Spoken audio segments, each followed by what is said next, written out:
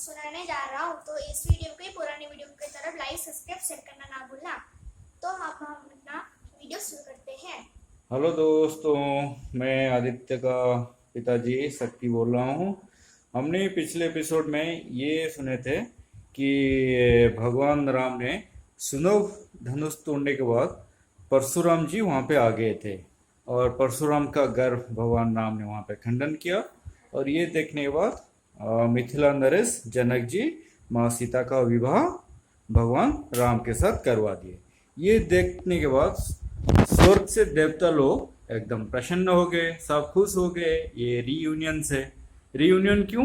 क्योंकि भगवान विष्णु और माता लक्ष्मी के ये अवतार थे, राम, भगवान राम और माता सीता।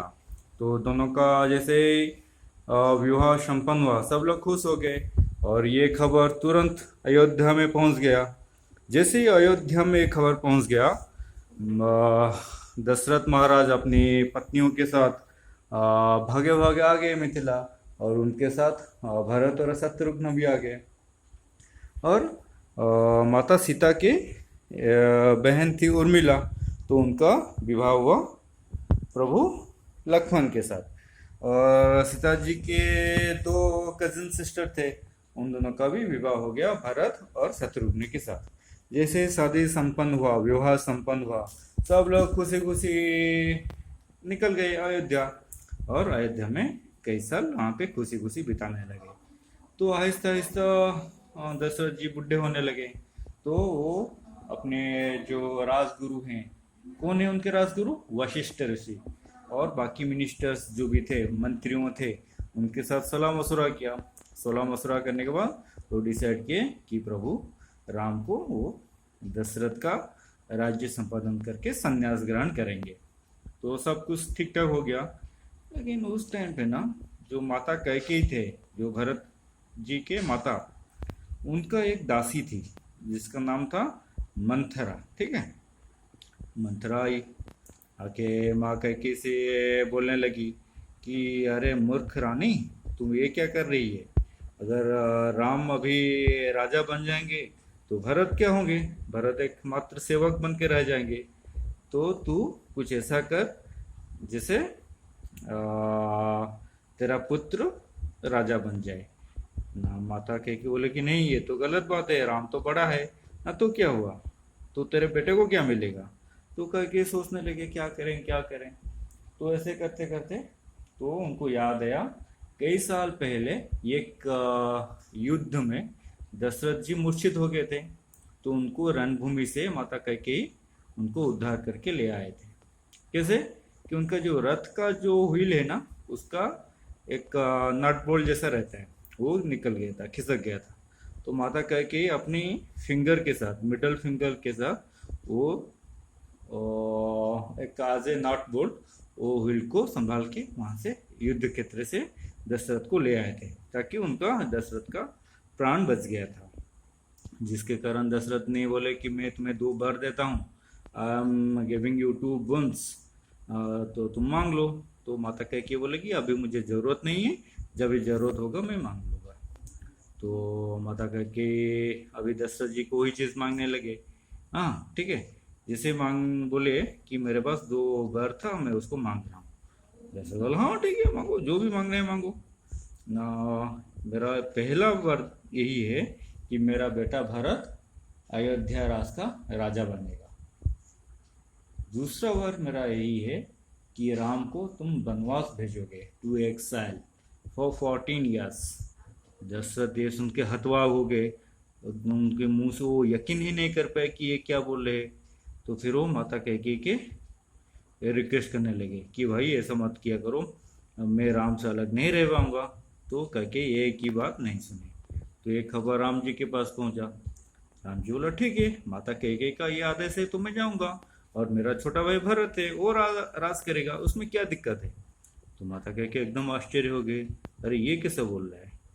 तो आहिस्ते तक क्या हुआ, राम राजी हो गए। ठीक है, राम राजी होने के बाद वो जंगल की तरफ निकलने लगे। तो उनके साथ माता सीता भी निकलने लगे, लेकिन नहीं, आप जहाँ जाएंगे मैं आपकी परछाई की तरह आपके साथ रहूंगा।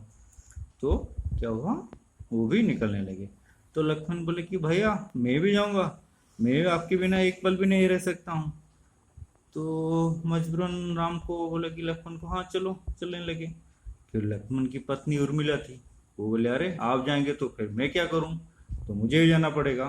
तो लक्ष्मण ने उर्मिला को रोक दिए कि नहीं, मैं वहाँ पे वनवास में भैया राम और भाभी सीता का सेवा करने जा रहा हूँ। अगर तुम वहाँ पे जाओगे तो मुझे तुम्हारा ख्याल रखना पड़ेगा, जिसके कारण मेरा सेवा में भंग होगा और वहाँ पे मैं नहीं सोने वाला हूँ। तो तुम यहाँ पे रुको, माताओं की सेवा करो, और मेरे नींद जो मैं बिल्कुल नहीं सोऊंगा, नहीं खाऊंगा, मैं बिल्कुल टाइम वेस्ट नहीं करूंगा, मैं सिर्फ भगवान राम और माता सीता का सेवा करूंगा। तो मुझे उसी काम में नियोजित रहना पड़ेगा। तो तुम मेरा जो बाकी का नींद, बाकी का खाना तुम यहाँ पे कंप्लीट करना। तो भगवान लक्ष्मण उर्मिला जी को आशीर्वाद दिए, तो फिर उर्मिला माता राजी हो गए। ठीक है, तो आहिस्ता आहिस्ता आहिस्ता ये देखो, ये मंथरा का फोटो है। मंथरा कैकेयी को वो सलाह दे रही है। ठीक है, उसके बाद क्या हुआ ना, सब लोग अयोध्या छोड़ के जाने लगे। सब लोग मतलब कौन, राम लक्ष्मण और सीता, और उनके पीछे पीछे उनके सारे मंत्रीगण, बहुत सारे प्रजा लोग सब आए। तो उनके महामंत्री कौन थे, सुमंत। ठीक है, वो सुमंत भी आने लगे। तो जैसे वो लोग गंगा किनारे पहुंच गए तो भगवान राम वहाँ पे उतरे रथ से और सबको प्रणाम किए, बोले कि आप अभी यहाँ से निकल सकते हैं, अभी हम 14 साल के बाद राज्य वापस आएंगे। तो महामंत्री सुमंत बाकी लोगों के साथ एकदम हेवी हार्टेडली, बहुत दुखी दुखी उनसे विदा लेके वहाँ से निकलने लगे।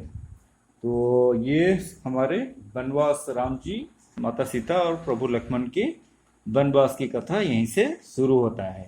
तो हम अगले एपिसोड में बताएंगे कैसे फिर भरत जी आए राम जी को मनाने के लिए, फिर आगे क्या क्या हुआ, क्या क्या दिक्कत है, ये सब चीज़ हम अगले एपिसोड में आपको बताने वाले हैं। तो आपको फिर यहाँ पे ये ये वीडियो को देखना है और कमेंट करना है कि कैसा वीडियो लग रहा है और अच्छा है कि नहीं, और कैसा क्या इम्प्रूवमेंट कर सकते हैं, ये सब हमें सजेशन में दीजिए।